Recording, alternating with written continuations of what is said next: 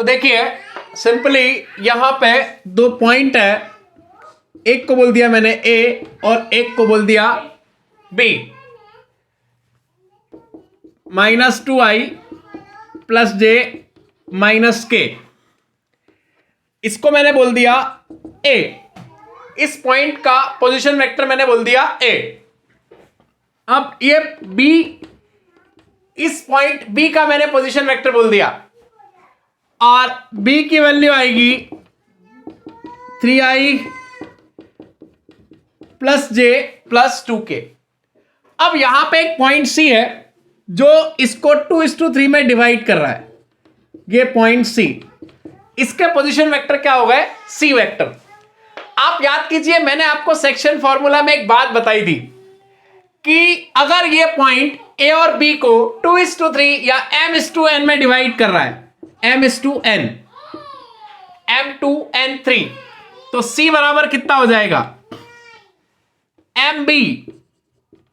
mb plus कितना हो जाएगा? na। याद कीजिए section formula upon m + n।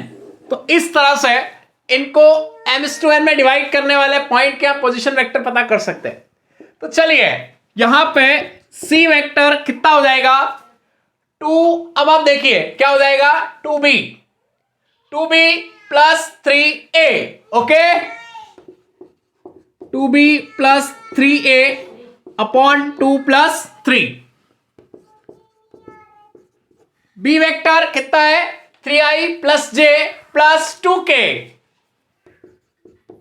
3i + j + 2k + 3a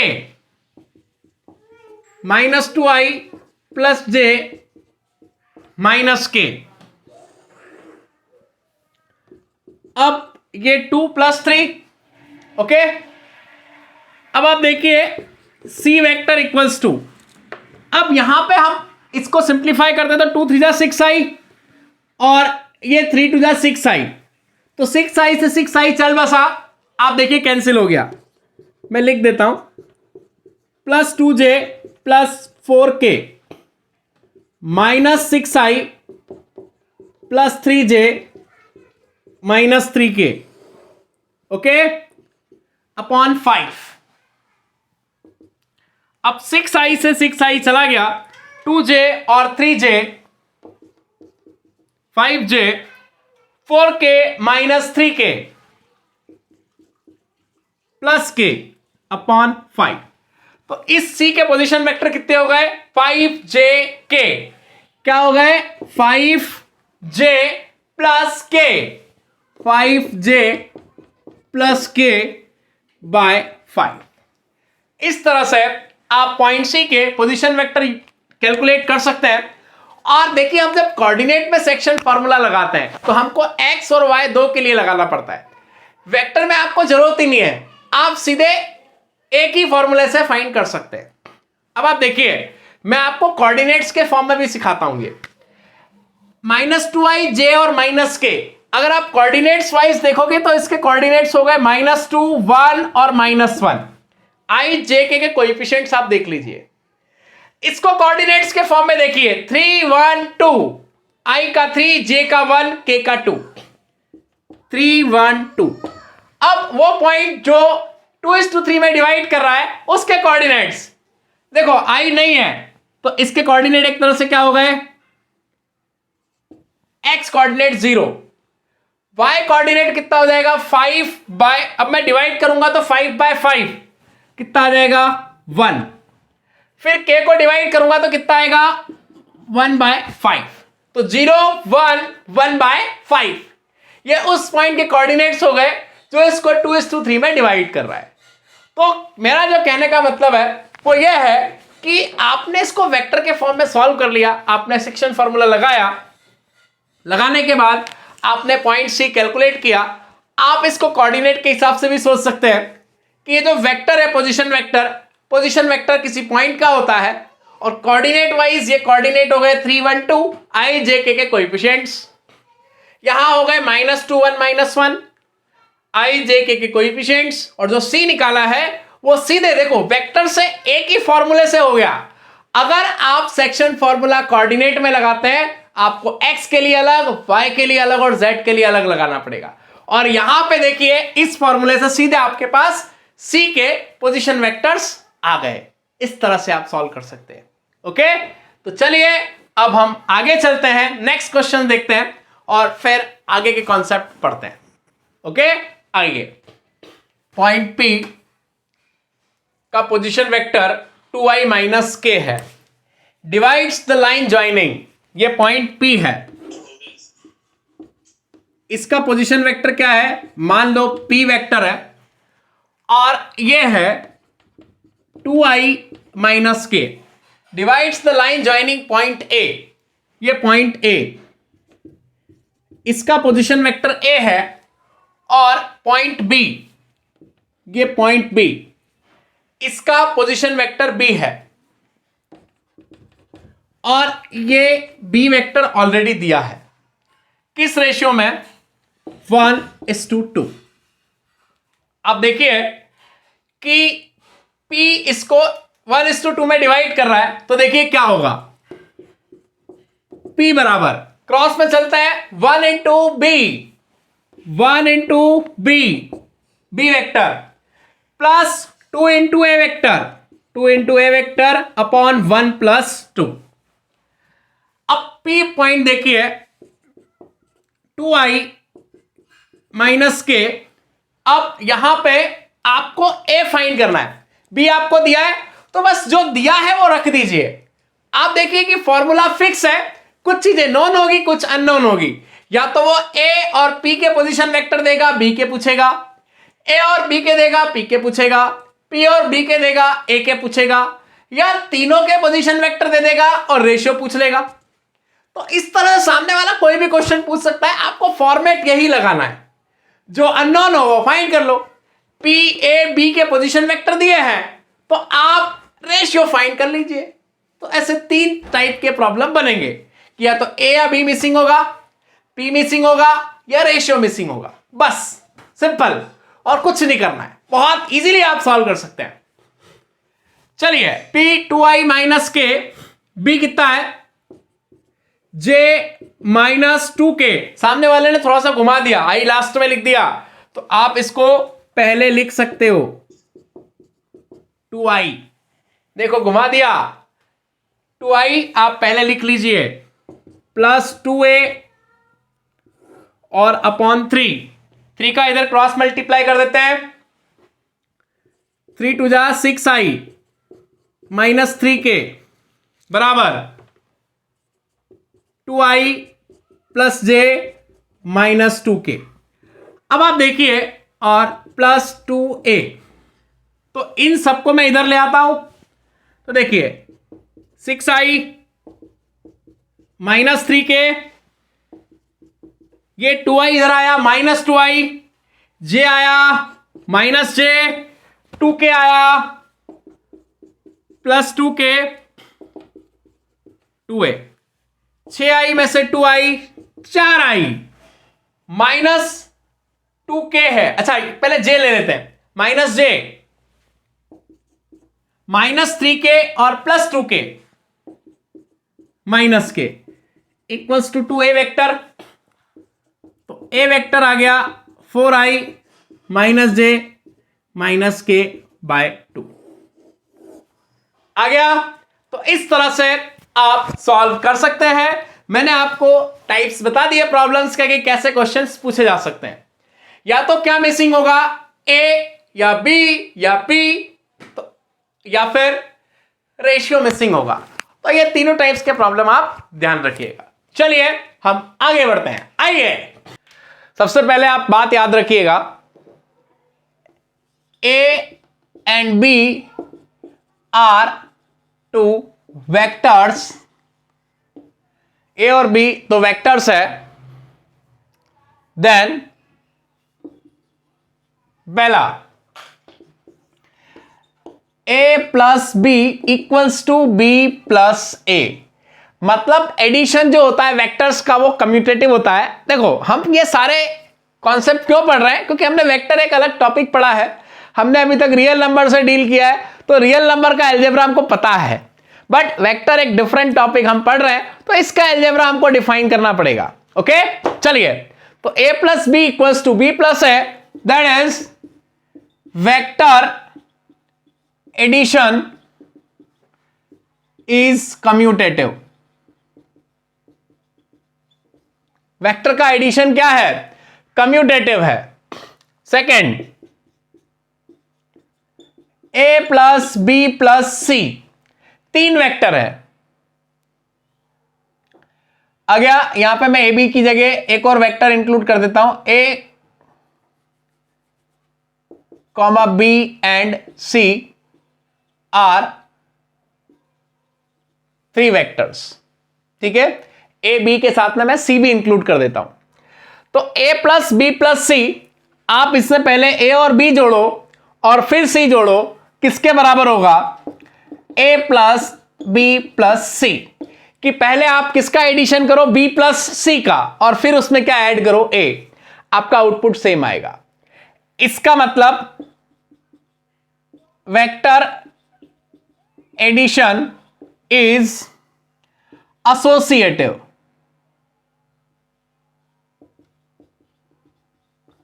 vector का एडिशन कैसा होता है? एसोसिएटिव होता है। ठीक है, कम्यूटेटिव भी होता है और एसोसिएटिव भी होता है। ठीक है। थर्ड, अब एक बात और आप याद रखिएगा कि ए कोई वेक्टर है, इसमें मैं क्या ऐड करूं कि जीरो आ जाए? तो a प्लस जीरो बराबर जीरो प्लस ए बराबर, नल वेक्टर ऐड किया, बराबर क्या आ जाएगा? a। तो इसका मतलब ये जो नल वेक्टर है, ये इस a के लिए क्या हो गया? Identity element. ओके, किसी भी वेक्टर में क्या जोड़ा जाए कि वो उसी के बराबर आ जाए। जैसे कोई भी रियल नंबर बोलते हैं हम, तो किसी भी रियल नंबर में हम किसका मल्टीप्लाई करें कि वही नंबर आ जाए? 1, 2 इंटू 1, 3 इंटू 1, तो वो 1 जो है वो मल्टीप्लीकेशन के लिए क्या हो गया? Identity element. रियल नंबर्स की बात कर रहा हूं। चलिए, सो यहां क्या हो गया? 0 is identity element with respect to addition. किसके रेस्पेक्ट में?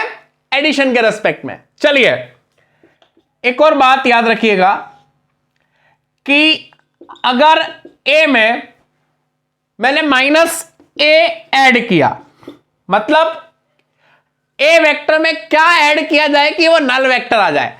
तो माइनस है, तो ये जो माइनस a है ये क्या हो गया? Additive inverse. क्या हो गया? Additive inverse. Minus a is additive inverse of a vector. Minus a क्या हो गया? a वेक्टर का एडिटिव इनवर्स हो गया। ओके, तो ये बात आप याद रखिएगा। चलिए, इसके बाद मल्टीप्लीकेशन ऑफ स्केलर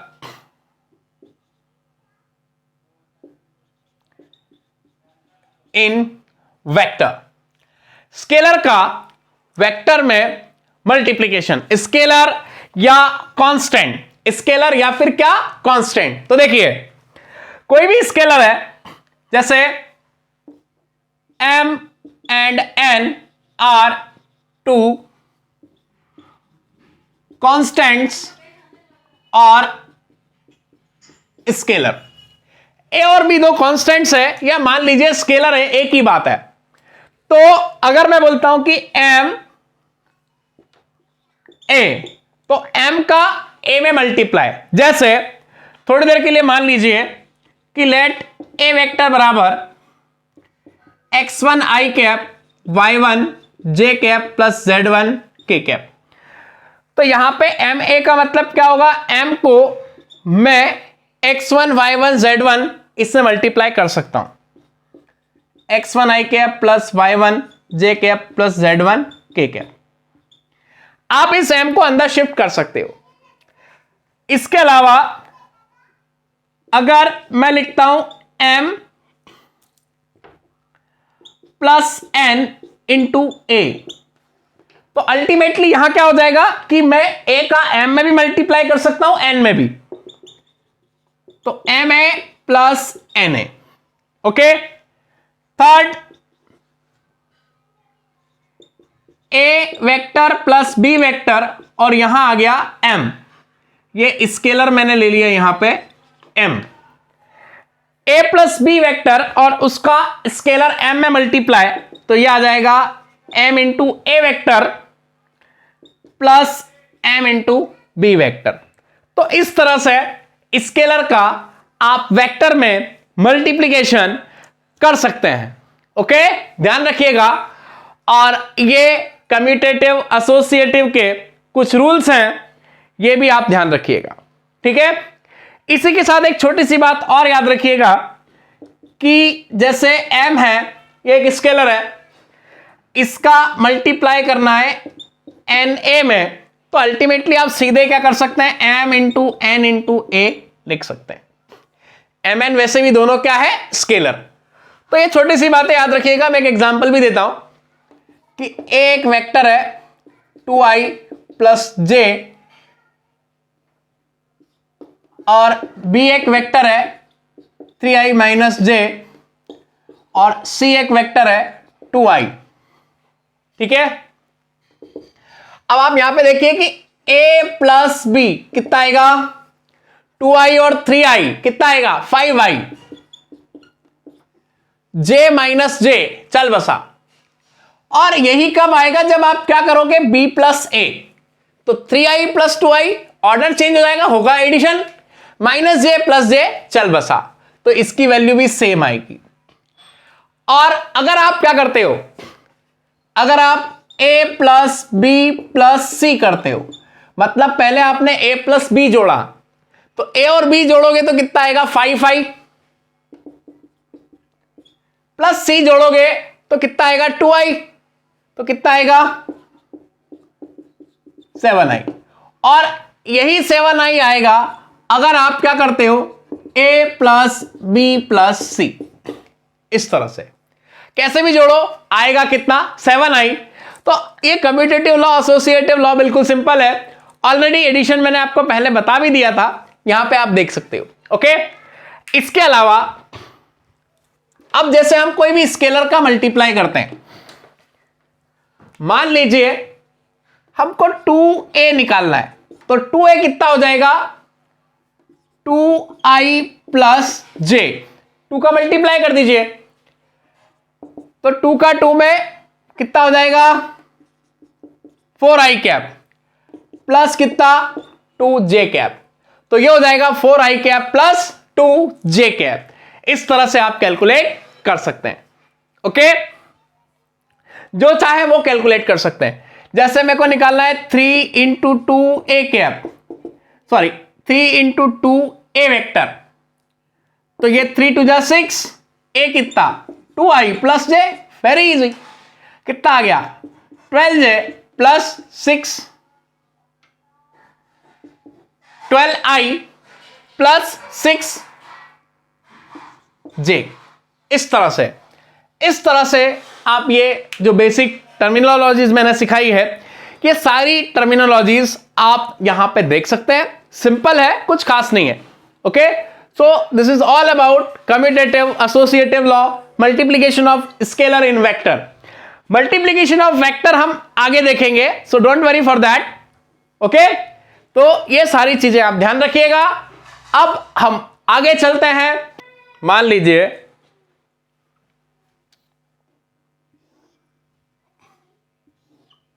दो यूनिट वेक्टर्स हैं, एक यूनिट वेक्टर हो गया a, एक यूनिट वेक्टर हो गया b। ये एक यूनिट वेक्टर हो गया a और ये हो गया b, a b c।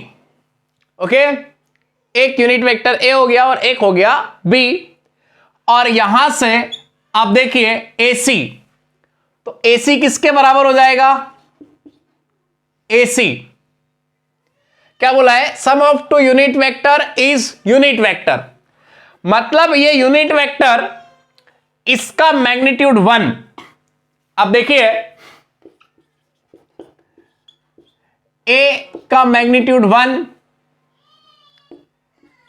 B का मैग्नीट्यूड 1, इनका सम AC, तो वेक्टर AC ये किसके बराबर हो जाएगा, AC बराबर AB प्लस BC,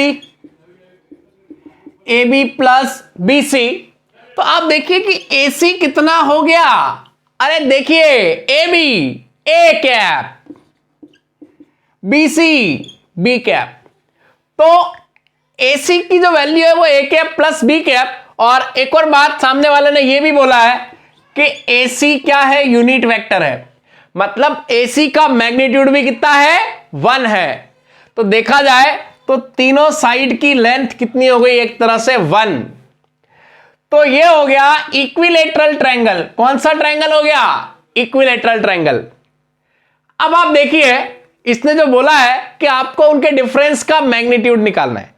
ये क्वेश्चन अगर आप आगे जाओगे तो वैसे तो बहुत आसान हो जाएगा, बट अभी हमने बहुत सारी चीजें नहीं पढ़ी है, आगे हम वेक्टर में जाएंगे तो ये क्वेश्चन आप आगे वाले कॉन्सेप्ट से भी कर सकते हो, बट अभी जितना मैंने पढ़ाया है उसके अकॉर्डिंग हम इसको सॉल्व करते हैं। तो देखिए अगर इनके डिफरेंस का मैग्नीट्यूड निकालना है तो आप देखिए इस डायरेक्शन को मैंने बोला पॉजिटिव, तो ये डायरेक्शन क्या हो गई, नेगेटिव। ये बी कैप, तो ये नीचे क्या हो गया, माइनस बी कैप। अब मैंने इसको ज्वाइन कर दिया तो एक तरह से ये आपका हो गया एडी। अब मैं एडी पे कैसे जाऊंगा, देखिए एडी, तो एडी क्या होगा, AB plus BD, AB plus BD। तो यहां से AD वेक्टर कितना आ जाएगा, A cap minus B cap, A cap minus B cap, इस तरह से। तो आप देखो कि ये आ गया इनके मैग्नीट्यूड, इनका डिफरेंस आ गया, मतलब A और B के डिफरेंस का मैग्नीट्यूड निकालने के लिए पहले मेरे को इनका डिफरेंस जनरेट करना पड़ेगा। मैं फिर से बता रहा हूं कि जस्ट एक जनरल प्रॉब्लम है, ज्यादा लोड लेने की जरूरत नहीं है। हम आगे जो कॉन्सेप्ट और पढ़ेंगे उससे ये क्वेश्चन आप शायद हो सकता है और इजीली सॉल्व कर सकते हो, ठीक है। शायद बोल रहा हूं, इसका मतलब कुछ ना कुछ तो वहां भी सोचना ही पड़ेगा। और ये क्वेश्चन जस्ट एक जनरल है, आपको थोड़ा सा डायरेक्शन सिखाने के लिए जो कंडीशन गिवन है उसको देख के किस तरह से हमको चलना होता है, ये सारी चीजें सिखाने के लिए मैं आपको ये क्वेश्चन करवा रहा हूं। चलिए, तो तीनों का मैग्नीट्यूड 1, ये हो गया A, ये B। अब मेरे को A माइनस बी, देखो ये क्या हो गया, A plus B. A minus B generate करने के लिए ये B था, तो इसके अपोजिट डायरेक्शन में मैंने क्या ले लिया, माइनस बी, तो ये जनरेट हो गया A माइनस बी, सिंपल। अब आपको क्या निकालना है, आपको निकालना है AD का मैग्नीट्यूड। AD का मैग्नीट्यूड मतलब क्या निकालना है, A cap minus B cap का मैग्नीट्यूड, कुछ नहीं है। आप सोचो कि ये B है और ये माइनस B है, आप देखो कि केवल डायरेक्शन चेंज की है मैंने, मैग्नीट्यूड इसका 1 तो इसका भी कितना रहेगा, 1। थोड़ी सी ज्योमेट्री लगा लो, क्वेश्चन हलवा है। ये 60 डिग्री, अब आप सोचो ये 60, ये 60, तीनों साइड सेम, ट्रायंगल इक्विलेटरल। अब ये 60 तो ये कितना हो गया, 120। अब आप देखिए ये 60 तो ये 120 हो गया, और अगर ये 120 तो अब आप देखो कि ये एंगल और ये एंगल इक्वल होंगे। क्यों होंगे, क्योंकि ये भी मैग्नीट्यूड 1 और ये भी मैग्नीट्यूड 1, दोनों मैग्नीट्यूड 1 होंगे। अब जब ये भी 1 और ये भी 1, तो इसका मतलब ये एंगल और ये एंगल क्या होगा, सेम, क्योंकि angle opposite to equal sides are equal. तो इसका मतलब ये 30 और ये भी कितना 30, क्योंकि ये ऑलरेडी 120 है। जब ये 30 ये 60, तो अल्टीमेटली CAD, एंगल CAD कितना हो गया, 90 degree. Oh what is this, now you can use Pythagoras theorem and you can find the value of AD। Okay, देखिए angle C A D 90 degree, तो A C square plus A D square equals to C D square. अब आप देखिए कि इसकी length 1 unit, इसकी length 1 unit, तो ये सी डी कितना हो गया 1 + 1 का स्क्वायर, क्योंकि ये भी 1 और ये भी 1।